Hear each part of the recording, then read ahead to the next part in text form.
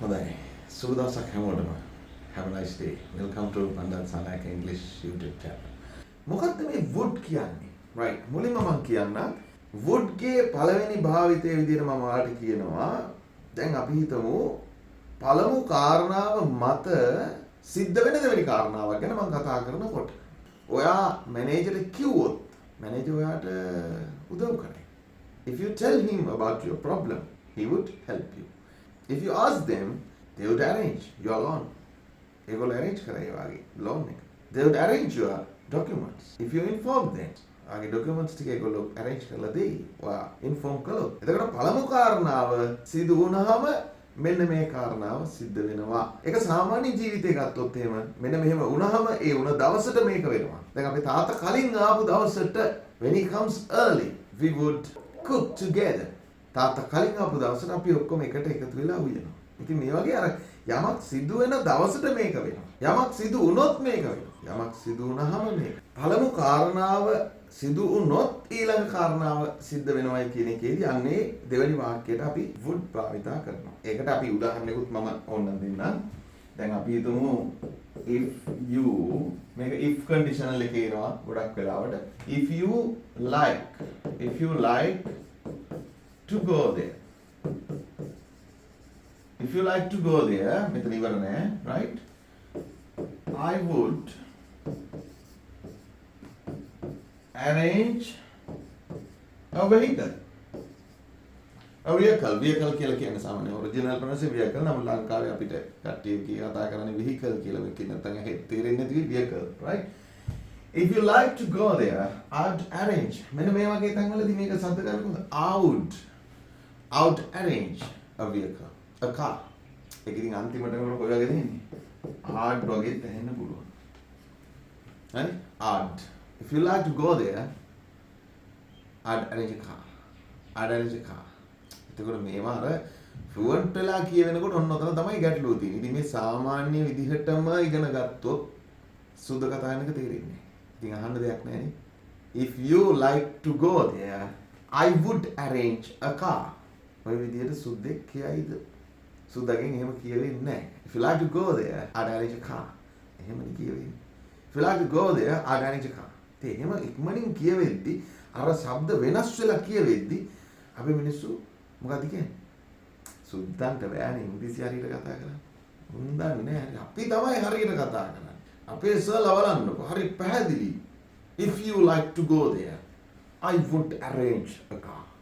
අපේ ලංකාවේ ලස්සනට කතා කරන පැහැදිලි. Clear. ඉතින් දෙයනේ ඕක අපි කියන කතාව සාධාරණද? සුද්දෙකුත් ලංකාවට ඇවිල්ලා සිංහල ඉගෙන ගන්න කියලා ඔහොම වුණාලු. උගන්වනවලු මම ගිහින් එන්නම්. කොහොමද ඉතින්? ඔයාගේ නම කුමක්ද? මෙහෙම මේ සිංහල පුරුදු වෙනවලු. හැබැයි දැන් කට්ටිය කතා කරද්දි කොහොමද? නම ඔයාගේ නම මොකක්ද කියලා දැන් හිතලා ඇහෙනවද? ආගේ නම මොකක්ද? මගේ නම. මම ගිහින් එන්නම්. එහෙම කියනවා. ඉතින් එතකොට මේකම තමයි මේ ඉංග්‍රීසිය. එතකොට දැන් මේ කවුරු හරි කෙනෙක් රුවන් කොයි කියනවද? මම දැක්කේ නෑ ඉන්නව. සමහරව එහෙම වේගෙන් කතා කරන අය ඉන්නවා. සමහරව නම් සාමාන්‍ය මම දැක්කේ නෑ ඔයා ඉන්නවා කොහෙද කියුදී. එහෙම ටිකක් පැහැදිලිව කතා කරන අය ඉන්නවා. නැත්තේ නෑ. හැබැයි බහුතරයක් දෙනා මම දැක්කේ නෑ ඉන්නවා. මොකද මේ? මොකද? එහෙමයි මොකද? එතකොට මෙතන શબ્ද වෙන්න ඕන හරියම මොකද උනේ? මේක සිංහල භාෂාව විතරක් ඉංග්‍රීසි භාෂාව විතරක් දෙමළ භාෂාව නෙමෙයි මේ ලෝකේ තියෙන ඕනම භාෂාවක මේ தත්ත්වය තියෙනවා. ඉගෙන ගැනීමේදී පැහැදිලිකම වෙනයි භාවිතා කිරීමේදී ඒක වෙනස් වෙලා යනවා. එක දිගට කාලයක් තිස්සේ කතා කරද්දී මේවා ඒ විදිහට වෙනස් වෙනවා. හොඳයි.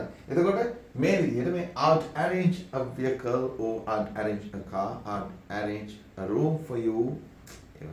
If you like to stay here today, I'd arrange a room for you. If you like to stay here today, I'd arrange a room for you. I'd arrange a room for you. I'd arrange. I would arrange. එතකොට දැන් මේවා මේ උගන්නන එකම මෙන්න මෙහෙමයි කතා කරනකොට අවසානයේ වෙන්නේ කියන එකත් ඉගෙනුවේ නැත්නම් දවසක ඔබ කොච්චර මේවා ඉගෙන ගත්තත් ඉංග්‍රීසි කතා කරන්න බය ඇයි? ඉංග්‍රීසි කතා කරන්න බය ඔන්න ඔය දේ නිසා. ඉගෙන ගත්ත එක නෙමෙයිනේ කතා කරන්නේ. අර මිනිස්සුන් කියවෙන්නේ වෙන වෙන දේවල්. ඒතර මම මේක කියනකොට මට මගෙන් කොහොම මේ මිනිස්සු තේරුම් ගනීද? ලොකු ගැටලුවක් තියෙනවා. කොන්ෆිඩන්ස් නැති වෙනවා. ඒකට කම්ප්ලීට් ඉගෙන ගන්න.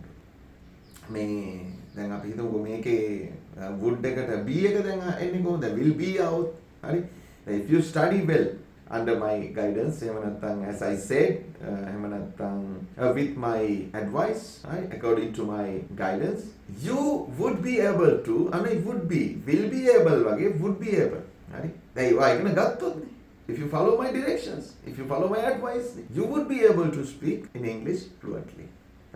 If you have a long night every day, මොකක්ද අරපත්‍ර මන් දන්නේ? You would be sick. යම් කිසි ක්‍රියාවක් මත හෝ යම් කිසි දෙයක් මත ඊළඟ ක්‍රියාව සිදු වුණත් ඊළඟ තත්ත්වයටපත් වුණත් would හෝ would be use කරන්න පුළුවන්. දැන් ඊළඟ එක තමයි ඔයගොල්ලෝ ඉගෙනගෙන තියෙනවද මීට කලින් මම මේ පාඩම් මාලාවේ තාම උගන්වලා නැහැ. Direct and indirect speech කියන පාඩමක් තියෙනවා. කියන්නේ මොකද්ද? කෙනෙක් කියූ දේ කෙනෙක් විසින් කළ ප්‍රකාශයක් මේක ගොඩක් වෙලාවට මේ පත්‍ර වාර්තාකරුවන් ප්‍රවෘත්ති වාර්තාකරුවන් කියන්නේ රිපෝටර්ස්ලා මේක යූස් කරනවා. මහින්ද රාජපක්ෂ එහෙම නැත්නම් රනිල් වික්‍රමසිංහ එහෙම නැත්නම් ඔබාමා එහෙම නැත්නම් කවුද බිල් ක්ලින්ටන් මේ ටෝනි බ්ලෙයා ඩේවිඩ් කැමරන් කියමුකෝ. ඔය මම මතක් කරා වල නිකන් ඔළුවට මතක හිටින්න මේ කියන දේ. ඒවැනි කෙනෙක් හෝ කවුරුන් හෝ මැනේජර්ද ඩිරෙක්ටර්ද ප්‍රින්සිපල්ද ප්‍රෙසිඩන්ට්ද කියූ දේ ප්‍රකාශ කිරීමේදී ඔහු විසින් අතීතයේ කියපු දෙයක් නේ. කොහොමද දැන් මං කියනවා නම් කෙනෙක් කිව්වා කියලා ඒ කියන්නේ මං මේ කතා කරන මොහොතේ කලින් මේක වෙලා තින්නේ. ඒ කියන්නේ ඒක අතීතයි. ඒතර අතීතයේ ඔහු විසින් හෝ ඇය විසින් කරන ප්‍රකාශය තුල තියෙන්න පුළුවන් will භාවිතා කරපු තැන්. කෙනෙක් කියනවා okay we will help you all. We will give the computer tabs for all the students in Sri Lanka. We will give, we will offer. මෙහෙම කිව්වා කියන්නේ එයාගේ ප්‍රකාශය තුල තියෙන will නේ. දැන් ඔහු විසින් මෙසේ ප්‍රකාශ කරන ලදී කියලා දැන් එයා නැවත ලියනකොට ඒ ප්‍රකාශය ලියන ආකාර දෙකක් වෙනවා direct and indirect කියලා. direct කිව්වොත් ඔහු කළ ප්‍රකාශය ඒ ආකාරයෙන්ම මෙන්න මේ වගේ කමා යටතේ quotation marks යටතේ දාන්න පුළුවන්. ඔහු කළ ප්‍රකාශය ඒ ආකාරයෙන්. indirect කියලා කියන්නේ ඒක ඍජු නෙමෙයි වක්‍ර කථනය කියලා කියන්නේ ඔහු කළ ප්‍රකාශය මා විසින් ඔබට ප්‍රකාශ කරනවා මෙන්න මෙහෙම යක් කිව්වා කියලා ඊළඟ කොටස කියවෙන්නේ මම කියන එක. ඔහු කළ ප්‍රකාශය මම කියන ආකාරයෙන් කියනවා. අන්න එතනදී අර ඔහුගේ ප්‍රකාශ කළ ඒ ප්‍රකාශයේ යම් තැනක will තියෙනවා නම් මම ඒ වෙනුවට පාවිච්චි කරන්නේ would. එහෙනම් he said on a direct එක කොහොමද I will help, I will give you, we will give you. ඒක කියුවේ. හැබැයි එහෙම මං කිව්වහම ගැලපෙන්නේ නැහැ නේද? He said we will give you. He said I will give you. එතකොට නිකන් එයා කිව්වා මං දෙනවා වගේ නේ. ඒක පැටලි සහගතයි. ඒ නිසා තමයි indirect කරන්නේ. He said, the president said. කොහොමද? He එහෙම නැත්නම් they එහෙම නැත්නම් the government would give the tablet computer to all the A-level students in Sri Lanka next year. හරි. ඔහු විසින් කිව්වා මෙහෙම දෙනවා කියලා. ඒගොල්ලෝ කතා කරන වෙලාවේ කිව්වේ we will give කියලා. හැබැයි මම කියනවා they අර we ට මම they කරා. ඒක කොහොමද වෙනවනේ දැන්. එයා කියනකොට අපි කියාගත්තට මම කියනවාද අපි කියලා නෑ. එතකොට own එහෙම නැත්නම් the government would give. එයා කිව්වේ will give. මම කියන්නේ would. right. මේ තමයි ඒ අවස්ථාව. ඒක මම ඉදිරියේදී තව පාඩම් ගණනාවකට ඉස්සරහා තියෙන්නේ direct and indirect පාඩම්. එතකොට මම මේක නැවතත් එතෙන්ට ඇදලා ගන්නවා. එතනදී ඔයාලට complete වෙයි. ඉතින් ඒක නිසා සමහර පාඩම් තියෙනවා පහුගිය පාඩම් අවශ්‍යයි මේක තේරුම් ගන්න. සමහර පාඩම් complete වෙන්න ඉදිරි පාඩම් අවශ්‍යයි. සමහර කොටස් තේරුම් ගන්න. ඉතින් ඒක නිසා මේ would get අන්න එවැනි භාවිතයක් එනවා. ඉදිරියේදී අපි ඒක ඉගෙන ගමු. දැනට දන්න කට්ටිය ඔළුවට ගන්න. එහෙනම් ගොඩක් අය කියනවා මේ would කියන්නේ මොකක්ද? will ගේ අතීත පදේනේ කියලා. will ගේ අතීත පදේ කිව්වට තාටවත් දැනෙන්නේ නැහැ. will කියන්නේ අනාගත අදහස් කියන එක. මොකද්ද will ගේ අතීත?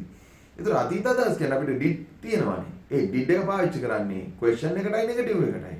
මොකද්ද මේ will ගේ අතීත කියන්නේ? තේරෙන්නේ නැහැ. ඔන්න ඔතන තමයි මේ will ගේ අතීත කියන්නේ අතීතයේ කෙනෙක් will භාවිතා කරා මමම හෝ තව කවුරුන් හෝ මම ඒ දේ නැවත කියද්දී මම පාවිච්චි කරන්නේ would එක. හැබැයි ඒකෙත් වෙනම තියෙනවා සිස්ටම් එකක්. ඒ කියන එක ඊළඟට ස්ටෙප් බෑක් වෙනවා present simple කිව්වොත් past කියන්න ඕනේ, past කිව්වොත් past perfect වලින් කියන්න. ඔය වගේ අර tense එක මාරු කරන සිද්ධියක් ඕකේ තියෙනවා. ඉතින් ඒ නිසා ඒක පුළුල් පාඩමක්. ඉතින් ඒකයි මම ඔයාලට කියන්නේ අර ඔය පාඩම් එකින් එක පිළිවෙලින් ළඟ අධ්‍යයනය කරගෙන ගියොත් තමයි ඔයාගේ ඔළුවේ මේ සියලුම දේ link වෙන්නේ. එකලස් වෙන්නේ ඉංග්‍රීසි ටික. එහෙම නැති වුණාම තනින් භාගයට ඉතුරු වෙලා තිනකොට මේක හරියට එකලස් වීමක් වෙන්නේ නැහැ. right? හරි. එහෙනම් දැන් මෙන්න මේ කියන්න යන දේ තමයි woodගේ ලස්සනම දේ, woodගේ වැදගත්ම කාරණා මෙන්න මේක. මොකද්ද? මේ do වෙනුවට හරිද? would භාවිතා කිරීමක් ගැන අහලා තියෙනවද? දැකලා තියෙනවද? මොකද්ද මේ woodගේ භාවිතය do වෙනුවට? දැන් අතන will වෙනුවටනේ කිව්වේ. do කියන්නේ. right. මම මෙහෙම ගන්නම්. ඔයාගෙන් මම අහනවා ඔයා ඉංග්‍රීසි වලට කැමතිද?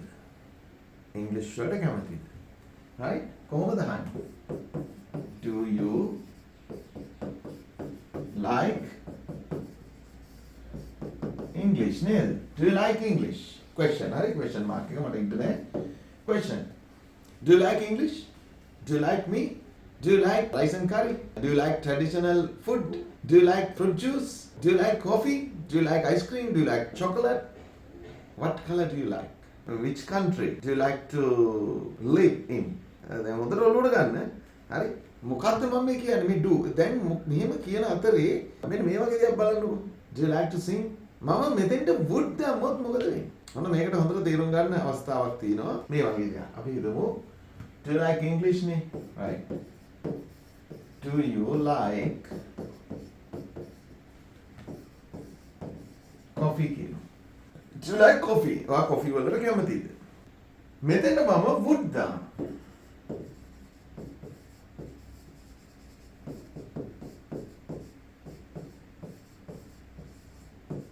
මොකද්ද දැන් තියෙන වෙනස? මේකෙන් කියවෙන්නේ දරුවනේ වැඩිහිටියනේ would භාවිතා කරලා like කියන එකක් කෙනකින් අහුවොත් ඒ අහන්නේ මේ මොහොතේ ඔයා කැමතිද කියන එක. පැහැදිලිද? මේ මොහොතේ ඔයා මේකට කැමතිද? තවත් අපේ භාෂාවේ භාවිතයක් විතර ගත්තොත් දැන් මොන කෙනෙක් එනවා අපේ ගෙදරට. පොඩක් වැහිවර ගතියක් තියෙන්නේ cool climate එකක්. හරි? cool environment එකක් තියෙන. එතකොට මම අහනවා කොෆි එකක් බිවන හොඳයි නේද කියලා නිකන් ඒ මගේ ගෙස්ට් ගෙන් අහනවා. මගේ අනිත් කෙනාගෙන් මගෙත් එක මගේ ගෙදරට ආපු හෝ මමත් එක්කම එක්කවන මොකද කියන්නේ කොෆි එකක් බොමු නේද? කොෆි එකක් බොන්න කැමතිද කියලා අපි අහන්නේ කැමතිද කියලා. එතකොට ඒ කොෆි එකක් බොමු නේද කියලා අන්න ඒක තමයි මේ. හරි. ඔයා කැමතිද කොෆි වලට? මේ වෙලාවේ වාට කොෆි එකක් තිබ්බනම් හොඳයි නේද? මේ වැස්ස වෙලාවේ. අන්න එහෙනම් ඒක අහන්නේ would you like coffee? අපිට මතකයි ඔය 3 වසරේ 4 වසරේ වගේ ඔය ප්‍රශ්නේ අපි ඉච්චර දන්නේ නැහැ. ඉතින් අපි කෙනෙක්ගෙන් මෙහෙම විමසන්නේ මෙන්න මෙහෙමයි කියලා ඉගෙන ගත්තා මතකද? ඉගෙන ගත්ත කට්ටිය ඒ කාලේ මතක නම් ඇති would you like a cup of tea? Would you like a cup of tea? ඉතින් නමුත් දැන් ඒක අපි වැඩි හිටියෝ විදියට මේ would you like a cup of tea ඒ කියන්නේ තේ කෝපි කෝප්පයක් බොන්න ඔයා කැමතිද? එහෙම අහන්නේ would you like coffee? පාවිච්චි කරන්නේ නැහැ ඔය uncountable වලට. නමුත් දැන් practically අපි ඒක හැමෝම අවබෝධයෙන් අපි අහනවා would you like a coffee? a coffee කිව්වහම ඒක ඇතුලේ සැඟවිලා තියෙනවා. දැන් කාලෙත් එක්ක ඇවිල්ලා මිනිස්සු දන්නවා මේ coffee කිව්වේ coffee වලින් unit එකක් නෙමෙයි. coffee අපිට බොන්න පුළුවන් විදිහේ සකස් වෙච්ච මුකුමක් හෝ භාජනයකට වැඩිච්ච යුනිට් එකක් කියලා දැන් මිනිස්සු දන්නවා. ඒක භාෂාවේ ලිඛිතව සිද්ධ නොවුනට කථනයේදී would you like a coffee? Would you like a tea? Would you like a milk? Would you like a ඒ වගේ අහන්න පුළුවන්. Would you like a කියලා දානවා ඇතැම් දේවල් සඳහා. ඒක ඔබට ඉදිරියේදී භාවිතයෙන් දැනෙයි. හරි එහෙනම් I would like to explain you. I'd like to stop this lesson here. I'd like to අන්න ඒ මොකද්ද? මම කැමති මේ වෙලාවේ දැන් මේ පාඩම මෙතනින් නවත්තන්න. අන්න Tamanගේ කැමැත්තත් මේ මොහොතට අදාළ කැමැත්තක් ප්‍රකාශ කරද්දී. දැන් මම ඔයාලට මේ වෙලාවේ කැමති කියලා එහෙම කවුරුවක් කියන්නේ නැහැ. I would like you now කියලා. හරිද? I like you. I like you ඒක සාමාන්‍යයි. හරි? නමුත් සමහර දේ තියෙනවා මේ මොහොතේ මම කැමති කියන එකට. would එක like ට විතරයි use කරන්නේ මේ මං කියපු අර්ථෙදී මේ මොහොතට අදාළව. I'd like to explain you.